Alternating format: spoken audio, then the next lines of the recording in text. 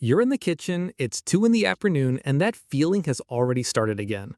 Tightness in your chest, hands slightly shaky, and you're not even sure what triggered this wave of anxiety.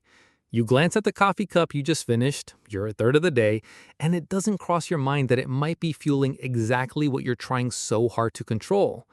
Then you head to the fridge, grab that pack of sweet cookies that always comforts you, eat a few pieces while trying to calm your racing thoughts, unaware that you're actually adding fuel to the fire of your anxiety. Seems cruel, doesn't it? The very foods we turn to in search of comfort might be quietly sabotaging our mental health in ways we never imagined. If you're someone who feels like anxiety and depression come out of nowhere, who wakes up feeling fine but by midday already has that weight in your chest, or who has days that feel like an emotional roller coaster with no explanation, I need to tell you something that could completely change how you see what's happening to you. Because there are two extremely common foods that are probably in your home right now that could be intensifying every anxious episode, every moment of deep sadness, every night you spend awake with a mind racing in 1,000 directions. The first time I discovered this connection between what we eat and how we feel, I'll admit I was kind of annoyed. Annoyed because no one had ever told me this before. Annoyed because I'd spent years trying to manage my anxiety in every possible way.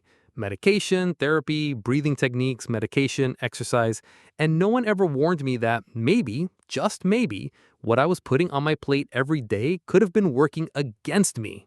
And look, food isn't the only villain here, far from it. But when you realize that certain foods might be making your existing emotions even stronger, it's like a missing puzzle piece finally clicks into place. The first food I need to talk to you about is refined sugar. And they know you might be thinking, here we go again, another person blaming sugar, but let me explain it in a way you might never have heard before. When you eat sugar, especially sweets, sodas, cookies, cakes, your body goes through a chain reaction that directly affects your neurotransmitters. First comes that good feeling, that energy spike, and you actually feel better for a few minutes. But here's the problem. What goes up must come down. And when it comes down, it crashes hard.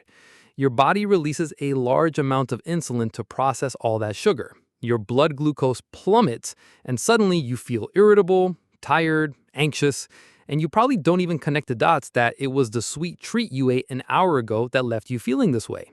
But it gets worse. The real issue is that when you consume sugar regularly, your body gets stuck on a roller coaster that never stops. You wake up already a bit anxious because your glucose is low after a night without food. Then you have coffee with sugar, eat a sweet cracker, feel temporarily better, but a few hours later, you're worse than before. So you eat more sugar to feel better again. It's a vicious cycle that so many people live in without even realizing it.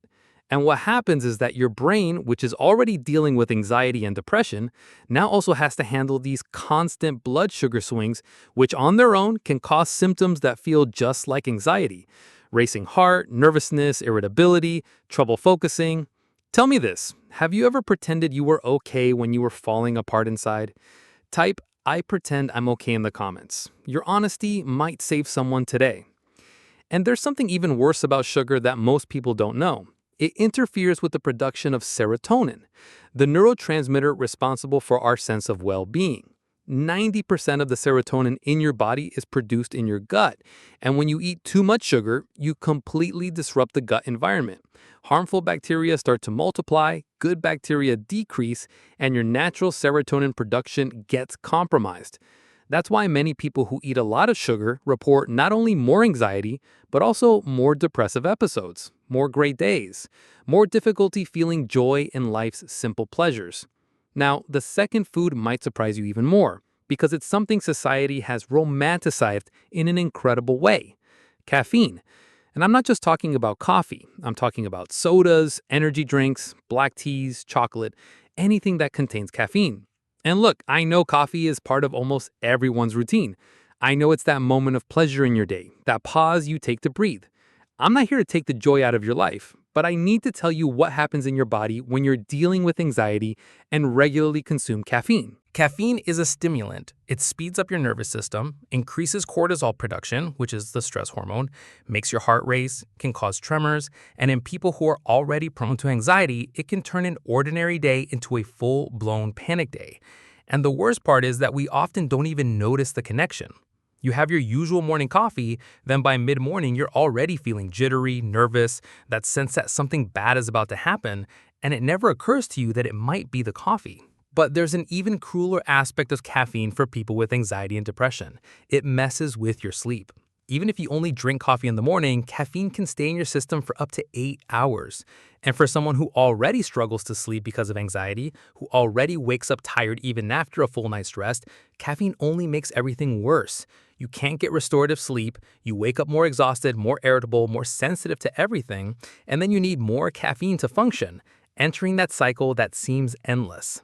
And here's something almost nobody talks about.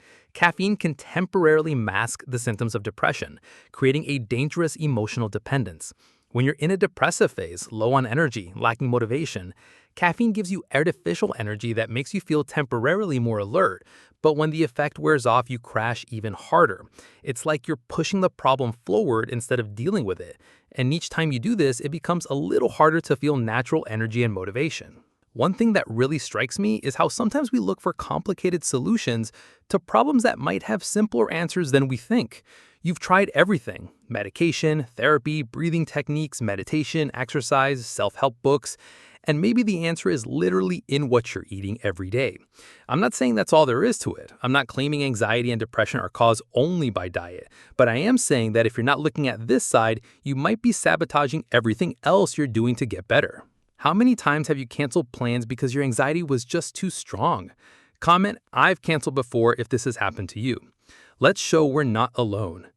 Now, you might be thinking, but if I can't eat sugar and I can't drink coffee, what's left? And I completely understand that feeling because when we're used to these foods, they feel essential.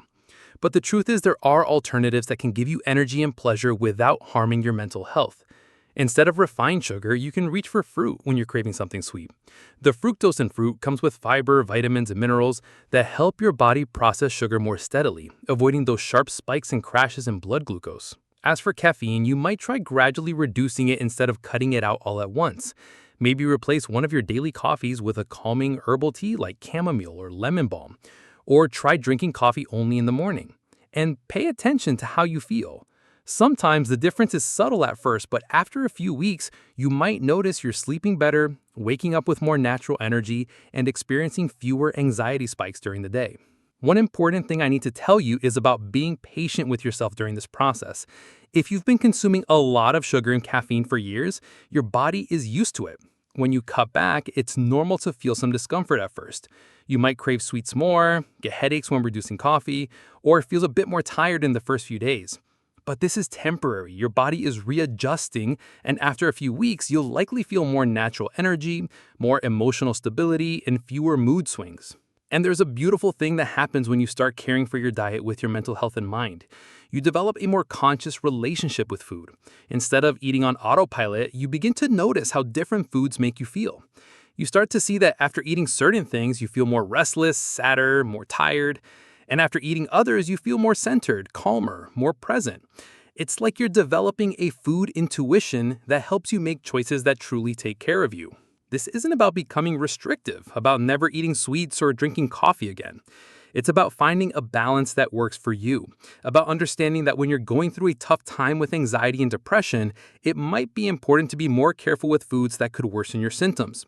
And when you're feeling more stable, maybe you can allow yourself those things in moderation, always paying attention to how you feel afterward. What I want you to take from this today is the awareness that you have more control over how you feel than you think.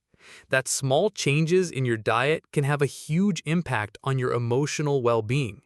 That you don't have to accept anxiety and depression as things completely outside your control.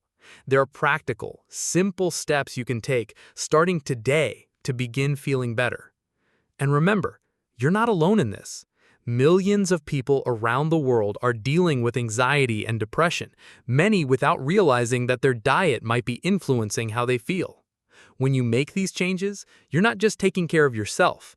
You're becoming an example for others going through the same thing. You're showing that there are ways to feel better, that real, practical hope exists. If this message made sense to you, subscribe to the channel. Here you'll find more strategies like this, always with care and based on what actually works. Hit like if this helped you in any way, and come with me on this journey. You don't have to face this alone. Every small step you take toward your well-being is a victory worth celebrating.